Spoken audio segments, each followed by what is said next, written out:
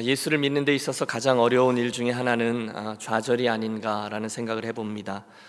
특별히 나는 열심히 좀 해보려고 하는데 잘 안 될 때, 기도를 열심히 하지만 아무리 기도를 해도 하나님께서 침묵하는 데 느껴질 때, 그때 우리 안에 있는 좌절감은 대단합니다. 힘이 들죠. 혹시 내가 무슨 죄를 지었기 때문에 이런 어려움을 겪게 된다, 또는 내가 뭘 잘못 선택했기 때문에 이런 것이다, 이런 것들이 설명이 되면 그건 좀 괜찮아요. 빨리 회개하고 내가 더 잘해야지, 이렇게 결심하고 열심을 내면 됩니다. 그런데 그런 경우가 아니라면 이야기가 좀 달라지죠. 물론 여러분, 저와 여러분이 하나님 앞에 완벽할 수는 없습니다. 우리에게 모두 부족한 부분들이 있습니다. 그래도 어떻게 좀 믿음을 지켜보려고 애를 쓰는데, 말씀대로 살아보려고 우리가 애를 쓰는데 쉽게 감당할 수 없는 일들이 일어나면 하나님께서 나를 혹시 사랑하시지 않는 게 아닐까, 이렇게 느끼면서 좌절감에 빠집니다. 막 속이 상하고요. 그런 시간이 좀 오래되면 하나님께 막 이렇게 삐지기도 하고 하나님께 반항하는 표현을 하기도 합니다. 이럴 바에야 그냥 안 믿는 사람들처럼 살아버려, 너무 속상해서 그런 생각을 할 때도 있습니다. 오늘 하박국 선지자가 처한 상황이 딱 그런 게 아닌가 싶습니다. 도저히 희망이 없는 듯 보입니다. 예루살렘의 형편을 그는 잘 알고 있었습니다. 공의는 사라졌고 사람들은 죄에 빠져 하나님을 멀리했습니다. 어디서든 하나님의 임재를 느낄 수가 없었습니다. 하나님, 도대체 어떻게 이러실 수가 있습니까? 그가 여쭈었을 때 하나님은 이렇게 대답하셨잖아요. 내가 곧 갈대아 사람, 즉 바벨론을 일으켜 예루살렘을 폐허로 만들고 너희 유대 백성들을 철저하게 응징하리라. 그러니 여러분, 이 선자가 얼마나 놀랐을까요? 차라리 몰랐던 게 더 나았을지도 모르겠어요. 하나님의 끔찍한 멸망과 심판의 선언을 들었으니까요. 그때 여러분이 또는 제가 그날의 그 하박국의 입장이라면 어떻게 반응하셨겠습니까? 될 대로 되라지 포기하며 심통을 부리시겠습니까? 아니면 하나님께 더 매달리시겠습니까? 그런 절망의 상황에서 우리 과연 어떻게 해야 하며 그날 하박국이 어떻게 행했는지가 오늘 우리들에게 무엇을 말씀하고 있습니까? 놀랍게도 그 다음 말씀을 보면 그런 형편 속에서 하박국은 여전히 하나님을 기다리고 있습니다. 그게 중요해요. 그는요, 지금 분명히 하나님께서 그 유대를 멸망시켜 저 적군의 나라로 바벨론 땅으로 포로로 끌어갈 것을 알고 있었습니다. 여러분, 그렇다면 어떻게 해야 되죠? 저와 여러분에게 전쟁이 일어나서 모든 사람들이 죽고 다치고 가족들이 노예로 끌려갈 거다. 어떻게 해야 하죠? 잘 모르세요? 짐부터 꾸려야죠. 그 다음에 급하게 재산을 정리해야죠. 그리고 가족들을 데리고 최대한 멕시코 국경을 넘어야죠. 외국으로 도망을 가야죠. 그런데 하박국은 그러지 않았다는 거예요. 대신에 그가 했던 행동은 굉장히 의미심장합니다. 그는 예루살렘에서 가장 높은 성루로 올라가 눈을 크게 뜨고 그곳에 버티고 섭니다. 오늘 1절을 보십시오. 내가 내 파수하는 곳에 서며 성루에 서리라. 그가 내게 무엇이라 말씀하실는지 기다리고 바라보며 나의 질문에 대하여 어떻게 대답하실는지 보리라 하였더니, 여러분, 저가 지금 어디에 섭니까? 성루에 섭니다. 그리고 뭘 합니까? 하나님을 기다립니다. 그분의 행하실 일, 그분의 대답을 기다립니다. 이 아침에 저와 여러분이 함께 주목하려는 것이 그겁니다. 지금 그 하박국 선자가 선 바로 그 자리가 오늘날 하나님의 사람인 저와 여러분이 서야 될 자리라는 것입니다. 여러분, 생각해 보십시오. 모든 일이 잘 될 때 있지 않습니까? 승승장구하고 늘 믿음으로 반응하고 또 그러면서 하나님을 기대하고 하나님을 찬양하는 것은 사실 그렇게 어렵지 않습니다.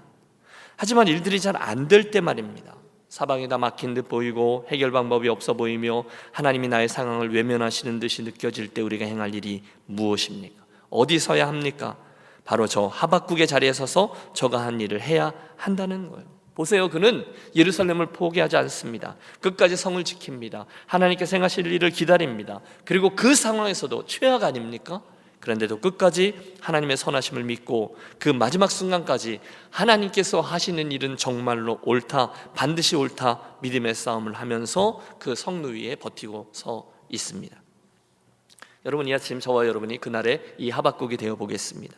그 절망적인 상황에서 침울한 마음을 지닌 채로 그가 지금 천천히 예루살렘의 가장 높은 곳을 향하여 올라가고 있습니다. 왜요? 그가 내게 무엇이라 말씀하실는지 기다리고 바라보며 나의 질문에 대해 어떻게 대답하실는지 보리라. 그가 기대했던 것은 한 가지입니다. 하나님이 뭐라 하실지, 그분이 무엇을 행하실지를 보고 듣겠다는 겁니다. 여러분, 그게 오늘 우리들의 무슨 의미가 있습니까? 저는 세 가지로 적용해 봅니다. 가장 먼저 여러분, 그가 예루살렘 성의 성루, 이 파수하는 곳에 올라가 선다는 것은 그가 그 문제를 정말로 완전히 그분께 맡긴다는 것을 뜻합니다. 한번 따라해 주십시오. 온전한 맡김. 이제 기도했고 최선을 다했으니 나머지는 하나님께서 어떻게 하실는지를 저가 정말로 지켜보겠다는 거예요. 하나님께서 하십시오. 내 팔을 걷어붙이고 뭘 하겠다는 게 아니라 대신에 질문을 던지고 그 문제를 하나님께 고했으니 이제는 정말로 하나님께 온전히 맡기겠다는 겁니다. 성경에 그런 스토리가 많아요. 여리고성을 다 돈 후에 저들이 마지막으로 함성을 지를 때 아마 이런 모습이 아니었나 싶습니다. 거기에 서서 최선을 다해서 끝까지 한 후에 이제는 정말로 하나님께서 어떻게 행하실지를 보겠다는 거예요. 완전히 맡겼어요. 그리고 그의 행위로 외치고 있는 거예요. 하나님, 여기까지입니다. 이제는 하나님께서 하십시오. 유감스럽게도 우리는 그렇지 못할 때가 많습니다. 어려운 문제가 생기셨어요. 그러면 새벽 예배 나와서 기도하시죠. 또 집에서도 기도하시죠. 하나님, 저 이 문제 때문에 힘듭니다. 제가 소원을 갖고 구하오니 일을 어떻게 할 수 없는데, 왜 이런 일이 일어난지 이해할 수 없는데 하나님 길을 좀 보여주십시오. 열심히 기도합니다. 그리고 일어나서 나갑니다. 그런데 문제는 일어서는 순간에 우리가 주님께 맡긴 문제를 다시금 지고서 돌아 나온다는 거예요. 여러분, 맡기는 건가요? 아닌가요? 믿는 건가요? 아닌가요? 아닙니다. 혹시 오늘 우리들의 기도가 그런 행태로 이어지고 있는 분은 없으십니까? 점검해 보세요. 토요일 아침에 우리가 열심히 이 아침에 열심을 갖고 달려 나와서 기도했는데, 그 문제를 주님께 맡긴다고 구했는데 또다시 지고서 돌아가면 기도가 아니라 넋두리일 것입니다. 그때 하나님께서 우리들의 기대하시는 바가 있죠. 잠잠히 그 성루로 올라가 그 파수꾼의 자리에 서는 거예요. 왜요? 나는 기도했기 때문에 이제는 하나님께서 어떻게 행하실지를 정말로 기대하며 지켜보고 듣기 위해서입니다. 주간에 우리가 새벽 예배 시간에 창세기 요즘 읽고 있거든요. 21장이었습니다. 수요일이었어요. 아브라함과 사레가 이삭을 얻은 후에 그 앞에서 있었던 일, 여종 하갈과 거기에서 태어난 이스마엘을 쫓아내는 이야기가 나옵니다. 여러분, 기가 막히죠. 물론 저와 여러분 늘 이런 이야기를 대하다 보면 늘 약자 편에 서지 않습니까? 그래서 하갈과 이스마엘이 너무너무 불쌍해 보입니다. 아브라함도 그랬을 겁니다. 그 21장 어디에도 이삭이 태어났는데 아브라함의 기쁨과 즐거움은 표현되어 있지 않아요. 세라의 음성만 크게 들리고 있습니다. 내쫓으라, 내쫓으라, 내쫓으라. 그리고 그들은 결국 그렇게 하죠. 그런데 여러분, 여기 아브라함에게는 한 가지 비밀이 있습니다. 그것은 하나님께서 해주신 약속이에요. 아브라함아, 괜찮다. 그들을 내보내라. 이스마엘도 너의 씨이니 내가 그로 또 하나의 민족을 이루게 하리라. 하나님 약속해 주셨거든요. 그래서 아브라함은 물론 마음도 아프고 양심도 찔리고 했지만 결국 하갈과 이스마엘을 내어 보냅니다. 그때 아브라함이 이 하박국 선지자의 마음과 비슷하지 않았겠냐는 생각을 해보았어요. 제일 마지막 순간까지 온 거예요. 그때 아브라함이 이른 곳이 여기라는 거예요. 그 광야 끝에서 하나님께서 뭘 하시겠지, 하나님 가장 선하게 역사하시겠지, 그분이 약속하셨으니 그분이 책임지시겠지. 할렐루야. 여러분, 제가 드리는 말씀을 이해하셨습니까? 하박국도 그랬다는 거예요. 그 절망적인 상황에 하나님이 뭘 하시겠지, 그분이 가장 선하게 역사하시겠지, 그분이 우리 유대를 책임지시겠지. 그리고 똑같이 저는 이 아침에 저도 여러분도 그런 믿음으로 하나님께 온전히 의탁하는 기도를 드리시기를 권합니다. 저도 그랬던 경험들이 있었던 것 같아요. 아니, 이해가 되지 않지만 이미 일어나 버린 일들이 있습니다. 또 목회 여정에 그런 일들이 있어요. 설명이 잘 안 돼요. 속된 말로 꼬이는 거죠. 해결 방법이 내게 전혀 없습니다. 그러면 고민하고 또 기도하다가 에이 하고 판단해 버리는 게 아니라 판단을 유보하고 이렇게 처리를 합니다. 머릿속에 이런 일이 일어나고 있는 거예요. 하나님, 이건 제가 할 수 없는 일이에요. 그러니 의탁하오니 하나님께서 선처해 주십시오. 그리고 그 결제 서류를 하나님의 결제 서류란에 올려놓는 거죠. 그러면 그 문제는 거기서 끝나는 겁니다. 그 다음은 더 이상 제가 그걸 갖고 고민하지 않습니다. 가서 자는 거예요. 하나님 제게 은사를 주셔서 잠을 잘 자는 은사를 주셨어요. 그리고 그 순간 저는 그 하나님의 결제 서류란에 그것을 올려놓는 순간에 제 인생이, 제 목회가 결국 나에 관한 것이 아니라 하나님에 관한 것임을 정말로 인정하게 됩니다. 굉장히 겸손해져요. 내가 하는 게 아니라. 그러니까 또 그럴 때는 또 교만해지지도 않아요. 곧 무슨 일들이 일어납니까? 그러면 정말로 그 다음에 하나님께서 그 일들을 붙들어 주시고 해결해 주시는 일들이 벌어집니다. 할렐루야. 여러분, 이런 일들은 자주 있습니다.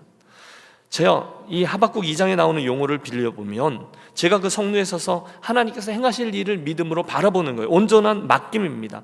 그러면 그 다음에 하나님께서 움직이시는 일들을 볼 수 있어요. 다 해결되어 있을 때도 있어요. 사랑하는 여러분, 복잡하시죠? 그런데 걱정하지 마십시오. 큰일 났네 라고 말하면서 여러분 스스로에게 그 일에 여러분을 함몰시키지 마십시오. 너희 염려를 다 주께 맡겨버리라. 이는 저희가 너희를 권고하심이로다. 믿습니까? 맡기는 척만 하지 마시고 정말로 맡기고 하나님의 주인 되심을 인정하시라는 거예요. 여러분, 우리가 할 수 있는 일은 거의 없습니다. 정말로 맡기십시오. 왜요? 그분이 나를 권고하신다 하셨거든요. 그리고 그때 가보면요, 우리는 알게 되어 있습니다. 다 되어 있습니다. 그분께서 선한 일을 행하셨습니다. 감사하게 됩니다. 또 다른 장면도 기억나네요. 엘리 선지자 앞에서 한 여인이 울고 있습니다. 한나입니다. 엘리 선지자가 오해했죠. 웬 대낮부터 술을 저렇게 마셔서 저렇게 취해서 저러는가. 그러나 상황을 알게 된 후에 그녀에게 말합니다. 돌아가라. 여호와께서 내 기도를 들으실 것이다. 그 응답을 하나님의 응답으로 듣고 돌아간 이 한나의 모습을 성경은 이렇게 기록하죠. 얼굴에 다시는 수색이 없으니라. 뭡니까? 네 하고 맡긴 겁니다. 이제 하나님께서 무슨 일을 행하실 것인가를 지켜보면 되는 거죠. 물론 여러분, 저와 여러분에게는 그날의 하박국처럼 한계가 있습니다. 다 이해할 수는 없어요. 어떻게 하나님이 그렇게 행하시는지 어떻게 알겠어요? 하지만 그는 그 이해되지 않는 문제를 하나님께 맡깁니다. 성루에 올라서서 고백하는 거죠. 하나님, 이제는 하나님께서 뭘 하실 차례입니다. 하나님께서 행해 주십시오. 온전한 맡김입니다.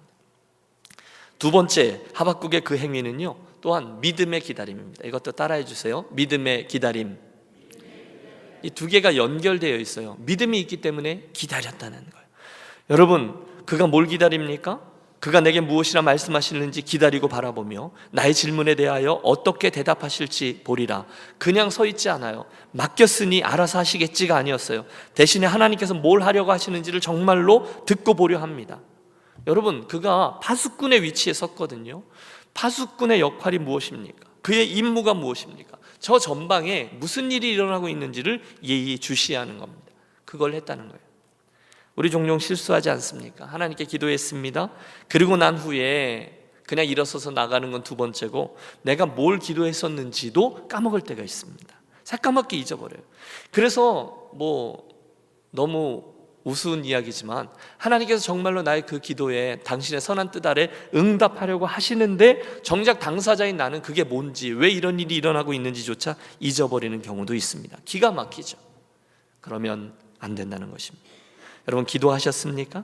그러면 거기서부터 하나님께서 이제 무슨 일을 행하시는지를 지켜보며 기다리셔야 돼요. 하박국이 그걸 하고 있습니다. 기도하고 끝이 아니라, 기도하고 내가 설친다는 의미가 아니라 하나님께서 어떤 일을 행하고 계신지를 따라가며 그 시선 처리를 하는 거죠. 이런 믿음은 시선 처리잖아요. 내가 그 상황에서 누구를 향하여 눈을 보며 그분께서 무엇을 하는지를 따라가고 있는 것이 믿음이라는 거예요. 우리 지난번 시리즈 설교 금요일 날 했던 것, 하나님의 음성과 함께 라는 말씀 기억하세요? 하나님의 음성이 들려와요. 또 하나님의 응답이 와요. 어떻게 해요? 다양했잖아요. 설교를 통해서도 오고, 성경을 읽을 때도 오고, 기도를 할 때도 말씀하시고, 꿈을 통해서, 상황을 통해서, 불안한 양심을 통해서, 하나님의 사람들을 통해서 등등 하나님께서 내 주변에 일을 하세요. 그때 하나님께서 내게 뭐라고 말씀하실는지, 어떻게 응답하실는지를 눈을 크게 뜨고 기다리며 믿음의 자리를 지켜낸다는 거죠. 두 번째였어요. 여러분, 하나님께 기도로 문제를 맡기셨습니까? 그러면 하나님의 응답을 믿음으로 기다리십시오. 한 가지만 더 본장에서 잡는 것은, 그때 그 기다림이요, 평범한 기다림이 아니라 믿음과 연결되기 때문에 오래 참으면서 기다리는 인내의 기다림이었다는 거예요. 따라해 주십시오. 인내의 기다림. 여러분, 이 모든 것들이 다 믿음과 연결되어 있어요. 온전한 맡김, 그 다음에 믿음의 기다림. 근데 믿음과 기다림이 연결되어 있기 때문에 당연히 인내가 여기 따라 붙는 거죠. 사랑하는 여러분은 하나님의 신실하심을 정말로 믿습니까? 여러분, 제가 뭘 묻죠? 하나님이 신실하시다, 가장 선하시다라는 사실을 믿으시냐는 거예요. 아멘 하셨죠? 그렇다면 그 믿음이 뭘로 증명될 수 있을까요? 그게 인내입니다. 정말로 믿으면 인내할 수 있는 줄로 믿습니다. 오늘 기도했으면 정말로 인내하는 거예요. 한 번 기도하고 1시간 기다려보고 1주간 기다려보고 하나님이 빠른 응답으로 함께하지 않으면 혹시 거기 다른 하나님 없소? 하고 그 자리를 떠나는 게 아니라 우리의 머리카락까지도 다 세신 바 된 하나님을 믿기 때문에 그분의 행하실 일과 그분의 손길을 믿음으로, 그런데 이번에는 인내로 기다리는 거예요. 아브라함이 그랬잖아요. 75세 그때 아들을 주리라 말씀하신 후에 100세의 아들을 얻었습니다. 그의 몸이 어땠는지 저가 알았다고 했어요. 로마서에 보면 사라의 몸이 죽은 것 같음도 저가 알았다고 했습니다. 그런데 인내로 기다렸습니다. 중간에 스토리가 많죠. 그가 의심했던 적도 있었을 겁니다. 정말이야? 왜 생각을 안 해봤겠어요? 수많은 밤을 그 광야를 지내며 그 돌멩이 숫자를 세면서 하나님이 해변의 모래알같이 내 자손들을 많이 줄 거다라고 말씀하셨는데 정말일까? 에이, 여러분 많은 일들이 있지만 사실은 그 모든 여정이 인내의 기다림이었다는 거예요. 하박국도 그랬습니다. 우리도 그래야 합니다. 여러분 생각해 보세요. 우리가 하나님께 기도드린 후에 응답을 기다리지도 않고 기대치도 하지 않으면서 우리들의 관심을 다른 곳으로 돌린다면 하나님이 안타까워하실 뿐이 아니라 모욕감을 느끼실 것입니다. 그때 우리는 입으로는 주여 주여 하지만 진짜로는 믿지 않는 행위가 될 겁니다. 여러분 인생길 가시면서 또 오늘 아침에도 뭘 기도하셨어요? 저도 20년이 넘는 기도 제목이 딱 하나 있어요. 그런데 바쁘다고 하나님 바로 응답하지 않는다고 이건 아닌가 봐 하고 내가 뭘 기도했는지도 내팽개친 채 그 자리를 떠났던 경험 없으십니까? 파수꾼은 그러지 않는다는 거예요. 하박국은 그러지 않았어요. 그는 믿음을 가지고 인내로 그것을 지켰습니다. 쉽지 않은 고통과 수많은 질문을 가지고 성루에 서서 하나님께 맡긴 후에 기다립니다. 그냥 기다리지 않아요. 믿음으로 기다립니다. 그냥 기다리지 않아요. 믿음으로, 그것 때문에 인내로 기다립니다. 그때 하나님 응답하세요. 2절과 3절을 우리 함께 읽겠습니다.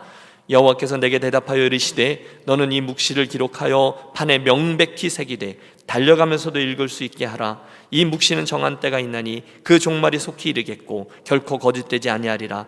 비록 더딜지라도 기다리라. 지체되지 않고 반드시 응하리라. 아멘.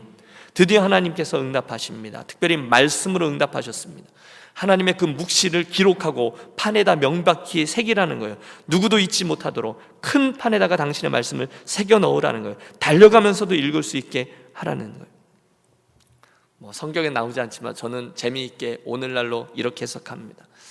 여러분 그 하이웨이를 달리다 보면 큰 그 광고판이 있지 않습니까? 거기다가 새기라는 거예요. 달려가면서도 그걸 보라고. 가끔 저 서든에 그걸 바이블 벨트라고 하잖아요. 남부 지역을 여행하다 보면 돈이 많은 사람들인가 봐요. 그 게시판을 몇 개를 빌려갖고 성경 말씀을 쭉 적어놔요. 당신은 죽는다, 반드시 죽는다, 하나님을 믿어야 한다, 당신은 죄인이다, 이런 거를 몇 개나 붙여놨는데 여러분 저는 그런 생각을 해봐요. 달려가면서도 읽을 수 있도록 판에다가 명백히 새기라는 거예요. 그래, 내가 너의 간절함과 믿음을 보고 이제 저 예루살렘을 멸하려던 내 계획을 거두마, 그러지 않으셨어요. 내가 너를 용서하리니 이제 내가 너를 치료하리라. 하박국아 이제 돌아가라, 그러지 않으셨어요. 대신에 그분은 이렇게 말씀합니다. 내가 네게 응답하는데 말씀을 주겠다는 거예요. 예루살렘은 폐허가 될 것이다. 하박국 그렇지만 너를 통해서 주는 나의 말씀은 계속하여 남게 되리라 라는 겁니다. 여러분 맞죠? 사람들이 세운 생각과 방법, 우리가 세운 나라, 우리가 계획하고 진행한 모든 방법들은 결국은 다 사라지게 될 것입니다. 그러나 뭐만 남아요? 하나님의 말씀은 영원할 줄로 믿습니다. 여러분 오늘도 이 세상은 급변하고 있습니다. 지난 10년만 돌아보아도 이 세상은 도대체 생각지도 못해본 일들이 가득해요. 여러분 수많은 이들 10년 전에 부귀 영화를 누리던 이들이 사라졌어요. 그리고 또 다른 사람들이 그 자리를 채워요. 정권을 잡았던 일들이 있었어요. 그러나 그 사람들이 다 사라졌어요. 다른 이들이 득세했습니다. 하박국 시대도 그랬다는 거예요. 예루살렘의 주인이 바뀌어요. 그러나 그 새 주인도 곧 멸망합니다. 바벨론도 페르시아에게 멸망하거든요. 하나님이 그렇게 하시겠다라고 말씀하세요. 하지만 너 하박국 선지자에게 준 말씀, 나의 말씀은 그러나 의인은 오직 믿음으로 말미암아 살리라는 말씀은 여전히 살아서 우리에게 전달되어지고 있지 않습니까? 오늘도 세상은 여전히 성취와 사이즈와 많은 것들과 유명해지는 것들의 목매이들로 가득합니다. 가장 하나님을 가까이 한다고 우리가 생각하는 목회자들조차도 사실은 이 유혹에서 쉽게 벗어나지 못합니다. 그러나 사랑하는 여러분, 저와 여러분 모두 다 이 말씀을 믿겠습니다. 그 모든 것들은 어느 날 다 사라지고야 말 것입니다. 저와 여러분이 낸 이름 석자, 우리가 생각하는 나의 소유, 내가 이루어놓은 업적, 우리가 세운 이 교회당 건물도 사실은 어느 날 다 사라질 거예요. 그러나 단 한 가지, 하나님의 말씀만은 영원히 남아있을 것입니다. 그렇다면 지혜로운 자들은 누굽니까? 그걸 붙드는 자들이라는 거예요. 어제 저희 아이가 둘째가 브라이드 샤워라고 하나요? 그 결혼을 앞두고 이제 한 석 달 남았는데 그 여자 아이들끼리 모여갖고 이렇게 들러리들이죠. 6명이 모여가지고 추억을 만들고 어디를 빌려서 놀고 골프도 치고 호텔에서 잠옷들 똑같은 거 입고 막 그런 걸 하더라고요. 그러니까 계속 카톡 이게 날라오는 거죠. 사진도 오고 비디오 클립도 오고 자기들끼리 낄낄대는 것도 오고 참 즐거워 보였어요. 그리고 저희 이제 첫째가 걸로 날아갔으니까 두 아이가 그렇게 사진을 찍어서 보내줬어요. 여러분 예쁘죠? 여러분 딸인데 여러분 예쁘죠? 네. 근데 한편으로는 꼬마 아이들 있잖아요. 꼬마 아이들이었거든요. 2살 반, 4살 반. 근데 그게 한국 나이니까 여기 나이는 훨씬 더 어리죠. 그랬던 꼬마 숙녀들이 그렇게 커버린 걸 보면서 한편으로는 좀 서글펐죠. 내 인생도 그렇듯 꿈과 같이 지나가 버리겠구나 라는 것을 깨달았습니다. 그런데 동시에 그러므로 다운되는 게 아니죠. 동시에 그러므로 영원하신 하나님의 말씀만은 정말로 영원히 남아 있겠구나 라는 사실도 또 믿게 된 거죠. 사랑하는 여러분, 이 아침 다시 한번 생각해 보겠습니다. 오늘 우리가 얼마나 많은 것들을 소유했고 누리었고 누리고 있고 폼잡고 다른 이들에게 경쟁하고 그러고 있습니까? 하지만 처절하게 사실이죠. 다 사라질 겁니다. 남는 것은 오직 하나, 하나님의 말씀이며 그 말씀을 믿고 내가 그렇게 살겠다고 몸부림을 치던 우리들의 선한 모습만이 하나님 앞에 열매로 남게 될 것입니다.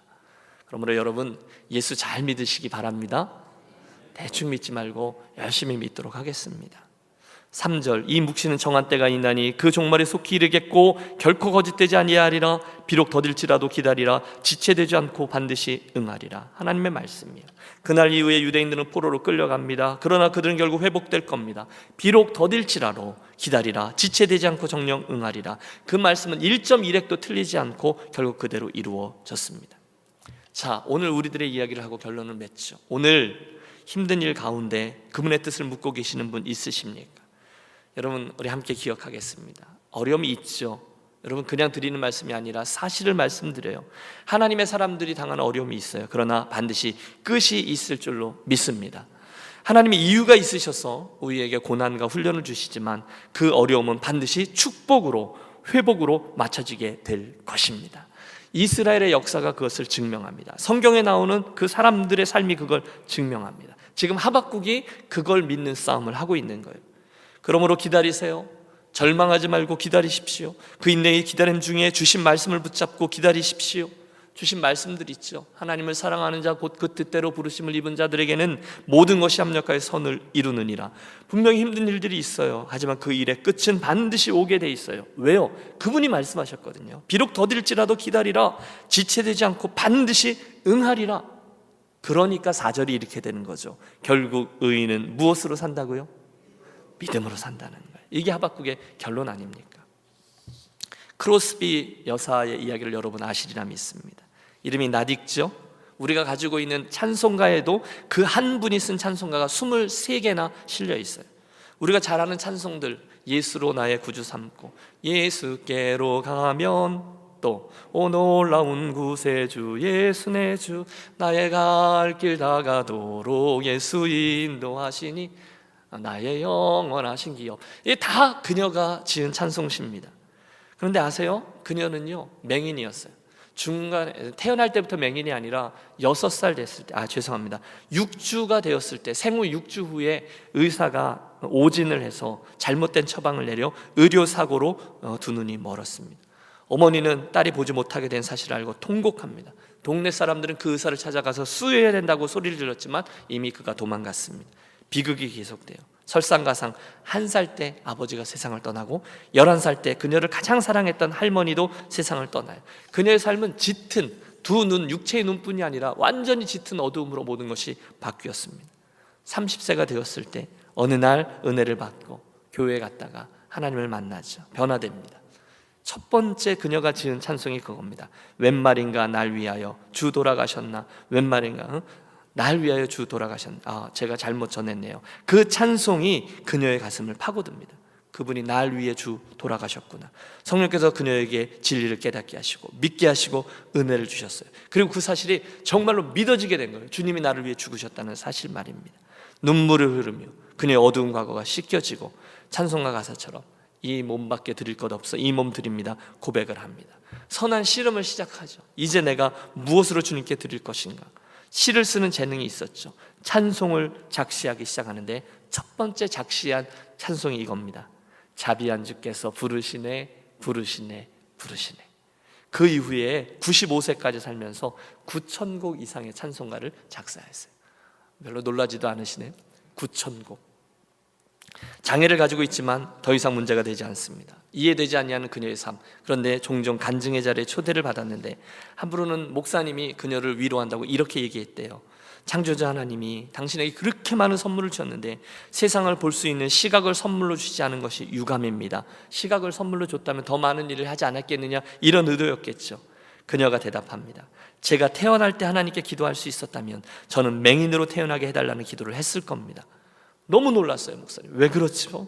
그때 그녀가 대답하죠. 내가 천국에 이르렀을 때 내 눈이 처음으로 뜨이면서 제일 먼저 보고 기뻐할 수 있는 분의 얼굴이 바로 내 주님의 얼굴이기 때문입니다. 여러분, 지금 그녀는 주님과 함께 있죠.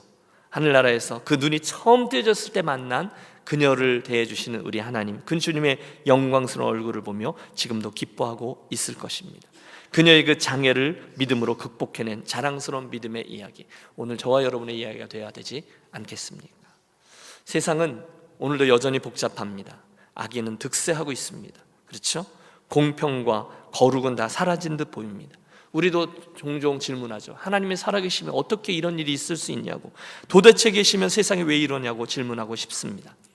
그리고 나서 여러분, 저는 여러분과 함께, 하박국과 함께 예루살렘의 성루 파수하는 자리에 이 아침 올라가 서기를 원합니다.